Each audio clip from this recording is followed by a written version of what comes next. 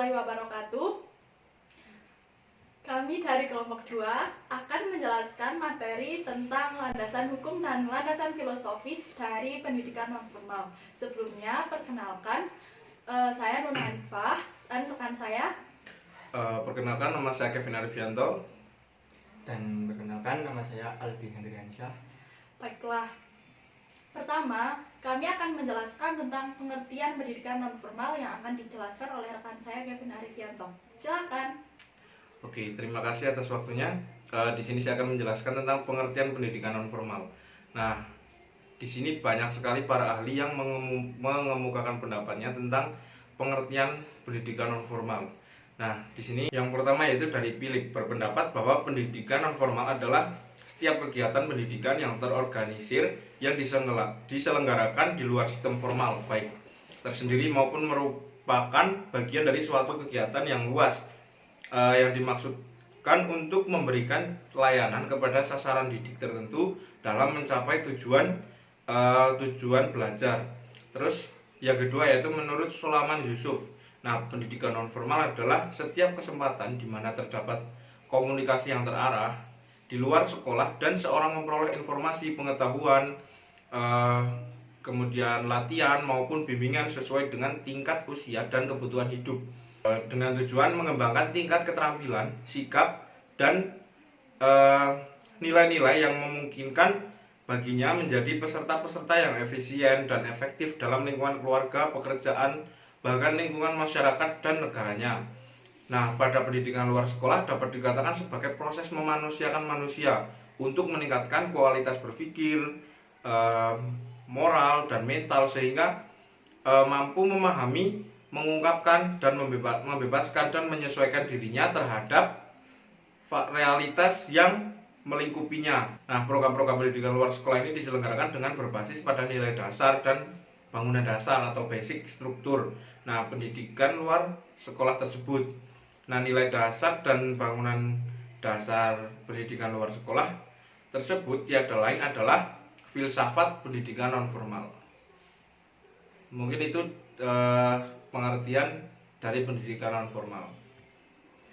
Baik, selanjutnya saya akan menjelaskan tentang landasan-landasan hukum dari pendidikan non-formal, yaitu yang pertama terdapat pada Undang-Undang Republik Indonesia nomor 2 tahun 2003 tentang Sisdiknas pasal 26 ayat 3, 4, dan 6, yaitu pendidikan non-formal meliputi pendidikan kecakapan hidup, pendidikan anak usia dini, pendidikan kepemudaan, pendidikan pemberdayaan perempuan, pendidikan keaksaraan, dan pendidikan lainnya. Satuan pendidikan non-formal terdiri atas lembaga kursus, lembaga pelatihan, kelompok belajar, pusat kegiatan masyarakat, atau pusat kegiatan yang diadakan oleh lembaga kemasyarakatan dan majelis taklim.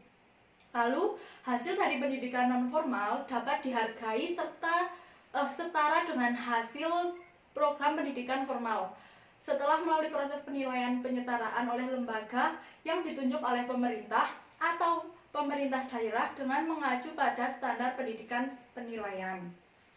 Pendidikan non-formal diselenggarakan untuk memenuhi kebutuhan masyarakat terhadap kewajiban pendidikan, seperti layanan pendidikan yang berfungsi sebagai pengganti atau penambah wawasan dari pendidikan tersebut. Lalu, pendidikan non-formal juga berfungsi sebagai pengembang potensi yang dimiliki oleh peserta didik. Jadi, dari pendidikan non-formal ini dapat menumbuhkan potensi-potensi yang terpendam dari peserta didik dan dapat dikembangkan dengan keterampilan fungsionalnya serta pengembangan sikap dan kepribadiannya. Nah, tadi sudah disampaikan tentang landasan hukum dari pendidikan non-formal. Kemudian ada landasan filosofis dari pendidikan non-formal. Nah, landasan filosofis dari pendidikan non-formal itu sangat penting sekali bagi pendidikan non-formal. Karena apa? Landasan filosofis ini merupakan landasan yang bersumber dari pandangan-pandangan dalam filsafat pendidikan. menyangkut keyakinan terhadap hakikat manusia, keyakinan tentang sumber nilai, hakikat pengetahuan, dan tentang kehidupan yang lebih baik dijalankan. Nah, landasan filosofis dalam pendidikan non formal itu salah satunya sebagai Pancasila. Nah, Pancasila ini sebagai pedoman penyelenggaraan pendidikan yang khususnya di Indonesia. Nah, landasan filosofis dalam Pancasila ini ditegaskan dalam TAP MPR RI nomor 11 MPR 1988 bahwa dasar pendidikan adalah Pancasila.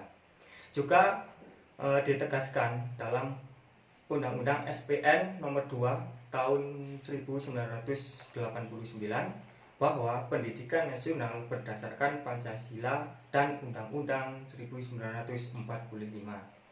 Nah, pendidikan yang diselenggarakan atas dasar falsafah hidup bangsa dikenal sebagai pendidikan nasional. Jadi, landasan filosofis pendidikan kita adalah pandangan hidup Pancasila. Sekolah adalah suatu lembaga. Nah, sekolah ini baik formal maupun non formal itu merupakan suatu lembaga yang didirikan oleh masyarakat untuk mendidik anak ke arah yang dicita-citakan oleh masyarakat sesuai dengan pandangan hidup tersebut. Dengan demikian, pendidikan mempunyai tugas ganda, yakni mengembangkan kepribadian dan mempersiapkan anak menjadi anggota penuh dari masyarakat. Nah, dapat ditarik kesimpulan bahwa landasan filosofis ini merupakan suatu landasan yang sangat penting bagi pendidikan khususnya non formal.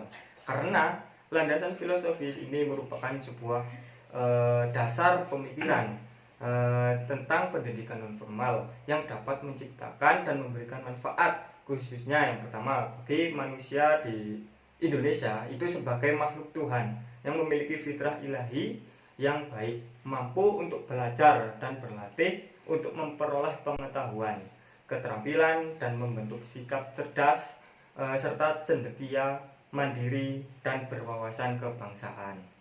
Nah, kemudian pendidikan non formal ini juga dapat membangun manusia Indonesia seutuhnya yang Pancasilais. Nah, artinya bertakwa kepada Tuhan Yang Maha Esa, berkemanusiaan, bermartabat, berkeadilan, demokratis, dan menjunjung tinggi nilai-nilai sosial. Kemudian dengan adanya pendidikan non formal ini dapat membekali masyarakat dengan pengetahuan, keterampilan, dan sikap yang progresif agar dapat eksis dan berjaya dalam kehidupannya. Mungkin itu sedikit landasan filosofis dari pendidikan non formal. Baiklah, sekian presentasi dari kelompok 2. Selanjutnya saya akan menyampaikan kesimpulannya. Pendidikan non formal memiliki landasan yang cukup kuat, antara lain landasan hukum atau landasan yuridis serta landasan filosofis.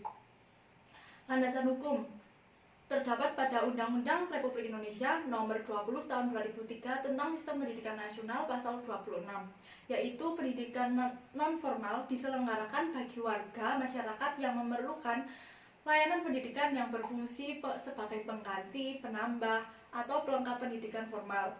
Lalu pendidikan non formal juga berfungsi mengembangkan potensi peserta didik pada penguasaan pengetahuan dan keterampilan fungsional. Dan yang ketiga, pendidikan non formal meliputi pendidikan kecakapan hidup, pendidikan anak usia dini, pendidikan keterampilan, pendidikan kesetaraan, serta pendidikan lain yang ditujukan untuk mengembangkan kemampuan peserta didik. Satuan pendidikan non formal terdiri atas lembaga kursus, lembaga pelatihan, kelompok belajar, pusat kegiatan belajar masyarakat, serta majelis taklim dan satuan pendidikan yang sejenis. Kursus dan pelatihan diselenggarakan bagi masyarakat yang memerlukan bekal pengetahuan, keterampilan, kecakapan hidup, dan sikap untuk mengembangkan diri, mengembangkan profesi, bekerja, usaha mandiri, dan atau melanjutkan pendidikan ke jenjang yang lebih tinggi. Lalu yang keenam, pendidikan non formal setara dengan pendidikan formal pada umumnya.